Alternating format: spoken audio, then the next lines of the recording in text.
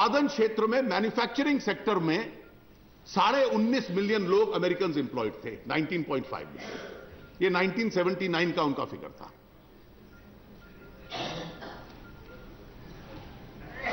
आज क्या स्थिति है उनकी मैन्युफैक्चरिंग सेक्टर जॉब्स की?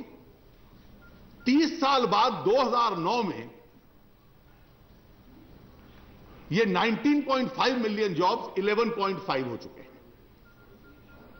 और कारण बड़ा स्पष्ट है, और इसका मूल कारण है, the essence of the reason is domestic retail sources its products domestically, structured international retail sources its products internationally. उनकी जो सप्लाई चेन बनती है इंटरनेशनल रिटेल की, कि दुनिया के बाजार में जहां से सबसे सस्ता सामान मिलता है वहां से खरीद कर लाते हैं और उसको वहां बेचते हैं। हमने मैन्युफैक्चरिंग क्षेत्र, उत्पादन क्षेत्र में वो रिफॉर्म्स किए नहीं, कर नहीं पाए। ये हमारे देश की कमजोरी है। आज भी मैं मानता हूं करने की आवश्यकता है। आपने नीति बना दी लेकिन वो रिफॉर्म्स नहीं हो पा रहे। इस परिस्थिति में से उभरेगा क्या? आज डोमेस्टिक क्षेत्र में जो डोमेस्टिक रिटेल शॉप्स हैं, छोटी बड़ी स्ट्रक्चर्ड, मैंने कईयों से जानकारी लेने की कोशिश की। वो सब कहते हैं आज भी 90-95% हमारा जो सामान है वो भारतीय बाजार से खरीदते हैं। एक बार स्ट्रक्चर्ड इंटरनेशनल रिटेल आता है, वो दुनिया के बाजार का सामान बेचता है और उसका प्रत्यक्ष असर पड़ता है उत्पादन क्षेत्र की नौकरियों के ऊपर। The first adversely affected area is manufacturing sector jobs, and the number of manufacturing sector jobs will go down. They've gone down in those economies which have opened international structured retail but have not carried out manufacturing sector reforms themselves.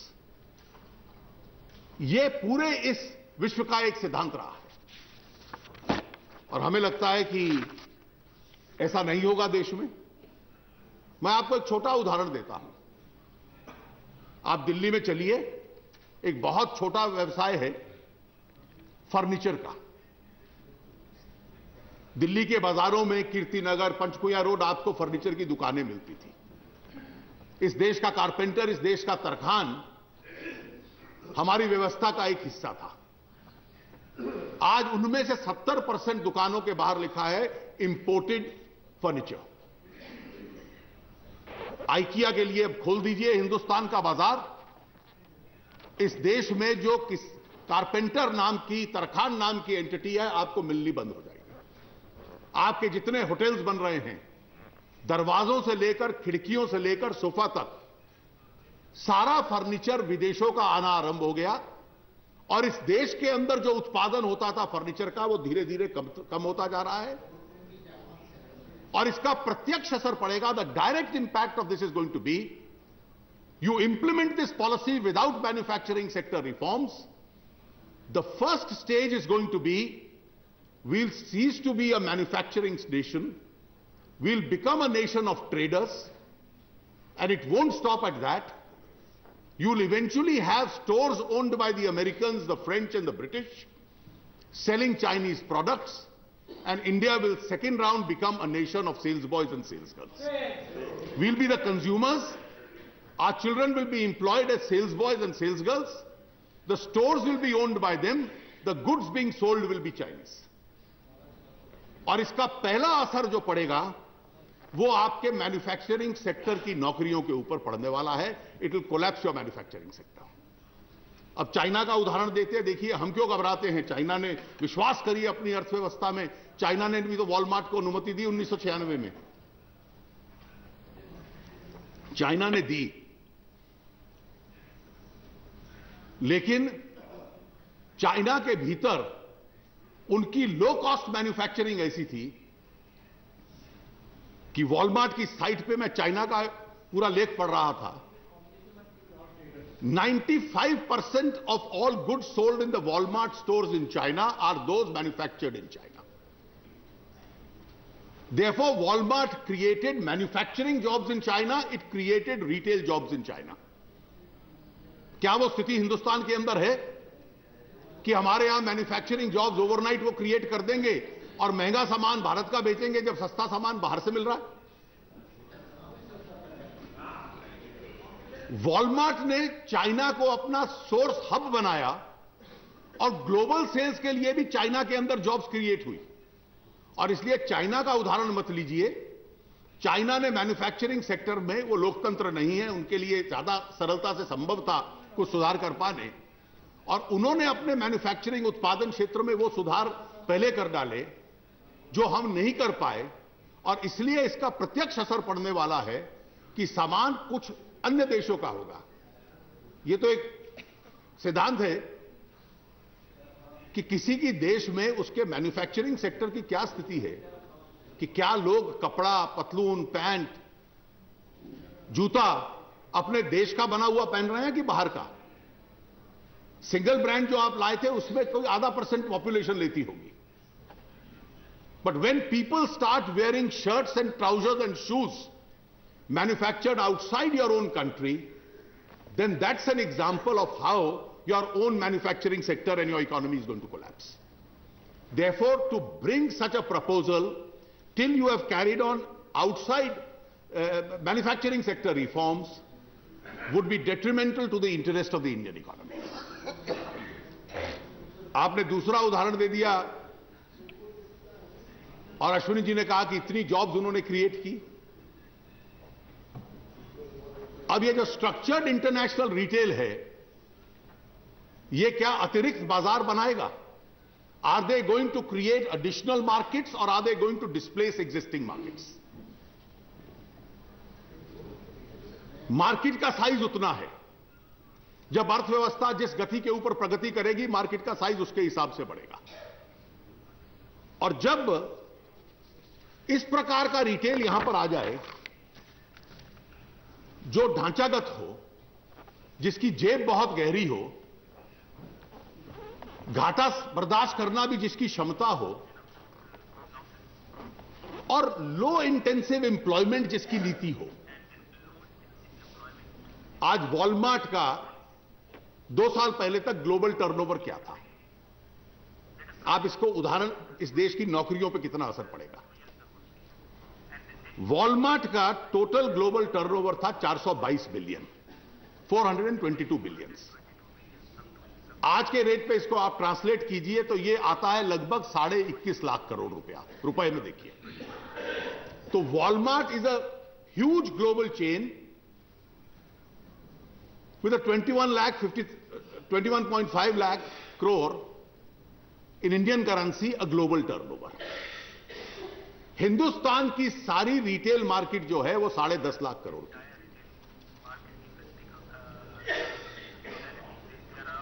Walmart ने 422 billion यानी हमसे double size के बाजार बनाया पूरे विश्व में और 15 लाख नौकरियां क्रिएट की।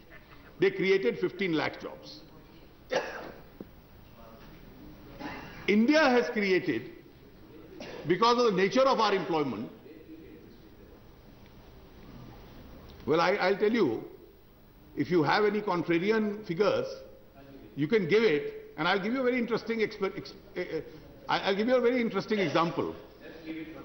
No, we won't leave it at the time being. Since you are so ignorant on the subject, I think it's my duty to inform the government. In the month of September, Walmart decided to open its first store in Manhattan. अब America तो उसका समर्थन करता कि Walmart का घर America है, American company है। आज तक मैनहट्टन, न्यूयॉर्क में वॉलमार्ट नहीं खुल पाया। सितंबर 2012 में पहली बार निर्णय कर लिया कि इसको खोल देंगे। विरोध शुरू हुआ तो वो जो प्रस्तावना थी न्यूयॉर्क में उस स्टोर को खोलने की, वो भी वापस लेनी पड़ी। और उसके पीछे कारण केवल एक था कि मैनहट्टन जैसे स्थान पर, जहां की एक विकसित अर्थव्यवस्था है, एक वॉलमार्ट खुलने से कितने छोटे स्टोर बंद होंगे। और जब 50 और 100 छोटे स्टोर बंद होंगे तो यह मान लीजिए कि न्यूयॉर्क के मेयर माइकल ब्लूमबर्ग जानते हैं कि वो अपने पद पे नहीं टिक पाएंगे, और इसलिए यह भी जान लीजिए जब हिंदुस्तान में ये छोटे स्टोर बंद होंगे तो यहां की सरकार भी फिर अपने पद पे नहीं टिक पाएगी। आप 10.5 लाख की रिटेल मार्केट पे 4 करोड़ जॉब्स क्रिएट किए हुए हैं। उनका मॉडल एक्सटेंसिव जॉब क्रिएशन का नहीं है, उस मॉडल में जॉब क्रिएशन नहीं है। अब आज सबसे बड़ा तर्क अश्विनी जी ने दे दिया कि इस देश के किसानों को बहुत लाभ होगा।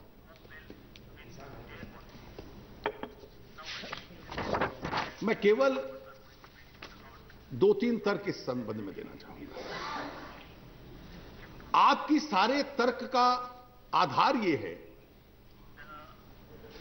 कि आज बाजार में बहुत सारे मिडलमैन हैं, बिचौलिए हैं। वॉलमार्ट प्रत्यक्ष रूप से किसान के पास जाएगा और जब प्रत्यक्ष रूप से किसान से सामान खरीदेगा, बिचौलिए हट जाएंगे और इसलिए किसान को उसका दाम ज्यादा मिलेगा।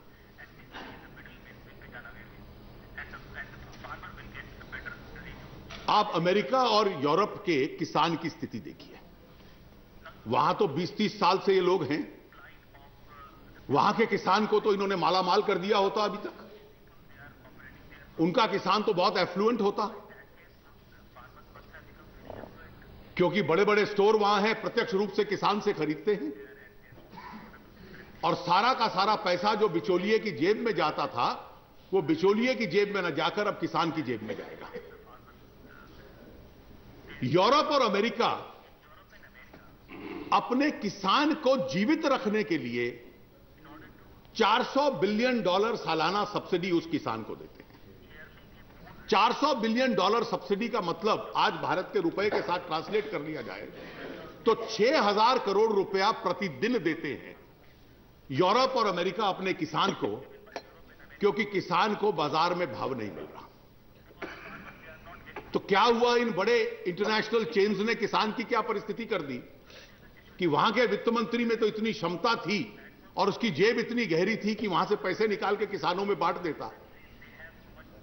तो जिस दुनिया के में यह अनुभव लागू किया गया, वहां किसान को जीवित रखने के लिए for the sustenance of that farmer you have to give $400 billion every year to that farmer. तो क्या कारण है कि ये एक्सपेरिमेंट वहां तो चला नहीं लेकिन हिंदुस्तान में बड़ा सफल हो जाएगा। इस देश के अंदर, इस देश में केवल एक एग्री प्रोडक्ट